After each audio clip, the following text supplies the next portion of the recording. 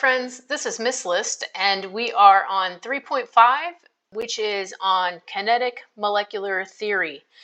Oftentimes we abbreviate kinetic molecular theory as KMT, and it's a simplified model that describes specifically the nature of gases. It's a series of postulates that are based on speculations about the behavior of each gas particle. And here are the postulates as they relate to specifically an ideal gas. So these are things that we assume about gases that are ideal. And they are: the size of a gas particle is so small compared to the distance that the volume of the particle itself is negligible. So when I'm looking at a container, in that container we have gas particles. And what we're saying, in a perfect world, we would say this container is 4 liters. I would subtract off whatever the volume of these particles were, and that would be the volume that I would use in my calculations. But what this postulate is saying is that the particles are so small compared to the overall volume that the volume's not going to change very much. It's essentially negligible. So even if this was 4 liters and I subtract the volume of the gas particles, it would still give me a number that is essentially the same value, especially if we were to round it to significant figures. It still would be 4.0. So the size of the gas particle is so small compared to the distance between the particles that the size of the particle itself is negligible, and so the volume of a gas particle can be ignored. So what does that mean for our calculations? If it says that it's a 4-liter container, then it's 4 liters regardless of how many particles are in here. Number 2 says that gas particles are in constant random motions. They move in straight lines until they bump into the walls of the container. When particles bump into the walls of the container, this results in a phenomenon we call pressure. So this is an important idea and concept, is that collisions are what cause pressure. Postulate number 3 said the particles are assumed to have no attractive or repulsive forces between them. So that means that we ignore all IMFs. That means that every collision between gas particles is completely elastic, meaning they bounce off each other. There's no traction between the particles. And then the final postulate says that the average kinetic energy of a gas sample is proportional to the temperature of the gas. And so if the temperature is high, you are going to increase the kinetic energy. That's a direct relationship. And this is just a reminder to you, if you've seen this equation before, maybe in a physics class, the kinetic energy of any particle is 1/2 the mass times the velocity squared. The other part of this unit is discussing a graph called the Maxwell-Boltzman distribution. This is named after the scientist that figured out this relationship. And it's a way for us to visualize how fast molecules are probably going depending on things like temperature and molar mass. So it's kind of taking that last postulate that said that if you increase the temp, you increase the kinetic energy, which means that the particles are moving faster. It takes that last postulate and turns it into a graph and essentially proves it by a graph.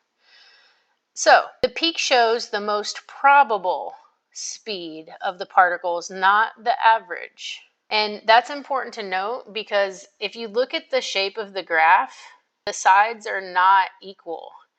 There is a skewing of this right-hand side. So if you look here at the left side of the graph, it's not a perfect parabola because of this little tail here. And I'm not a statistics expert, but there is a name for that skewing of the graph. But that's why it's not the average. The peak tells us the most probable speed if we were looking at the average, because of that skewing that happens down here that I was just talking about, the average is actually a little bit to the right of the peak. So the height of the peak decreases because the area under the curve must remain constant. So the area under the curve tells us the number of particles. And so for that peak, or the most probable speed to shift as temperature increases, it has to get wider in order to keep the area under the curve constant. The area under the curve, again, tells me the number of particles. So this first graph shows us changing temperatures. What would happen to the particles? It says at low temperatures, the idea is that particles move more slowly. So the blue graph here, it says T1 is 100, and the most probable speed, not the average speed, but the most probable speed looks to be a little above 200. That's the axis here, is the velocity at which the particles are moving. But if I increase the temperature, I can see that most probable speed increases. And then again, if I increase the temperature again, we see another shift. As temperature increases, the particles are moving faster, so the graph shifts to the right. Again, this goes back to our kinetic energy equation. There's two components, 1/2 the mass times velocity squared. So this is a relationship between the kinetic energy and the velocity. The bottom set of graph explores the concept of molar mass.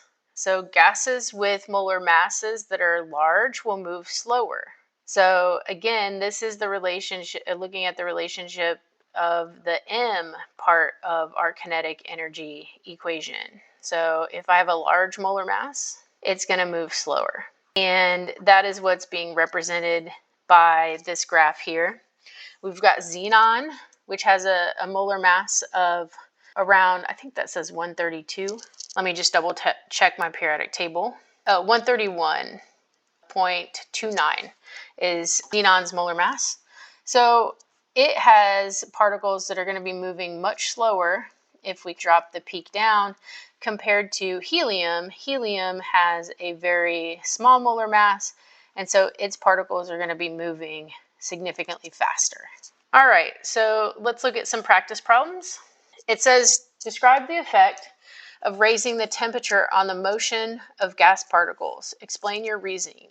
If I increase the temp, the kinetic energy of the gas particles increases, which means their velocity will also increase. And then on the pressure of the gas. So this has to do with the postulate that said that collisions are elastic, and collisions with the outer wall is what causes pressure. If the particles are moving faster, there's going to be more collisions. And specifically, pressure is caused by collisions with the container, and that's going to increase pressure. On number 2, they want us to use the Maxwell-Boltzman distributions below to sketch some relative graphs. So it says, shown above is the distribution for N2 at 25 degrees Celsius. So this one's at 25 Celsius. And they want us to sketch the graph for 50 degrees Celsius. Well, two things happen. One is that my peak is going to shift to the right. The other thing is, remember, my peak does not go as high. So as long as I show my peak shifting to the right and not going as high, I should be in good shape. The other thing to keep in mind is all of these graphs on the Maxwell-Boltzman are going to start at 0.